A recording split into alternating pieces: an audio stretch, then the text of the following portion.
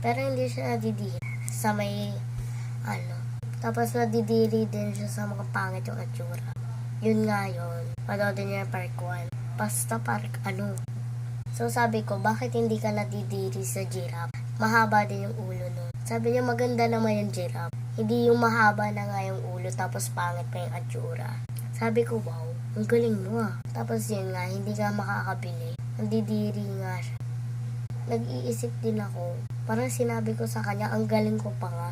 Sabi ko, mami, bili tayo sisiyo. Sabi niya, ayoko, nadidiri ako doon. Sabi ko, sige, isda. Sabi niya, walang aquarium. Sabi ko, bukas bili tayo. Dati, kahapon. Ngayon kami bibili, pero hindi na tuloy dahil wala nga aquarium. Tapos sabi ko, may aquarium naman. Sabi niya, saan? Sabi ni mami, Tapos sabi ko, yung plastic. Sabi niya, nakalagay lang yun doon kasi binibenta. Kaso bawal siya magtagal doon. Ang social ko pa nga eh.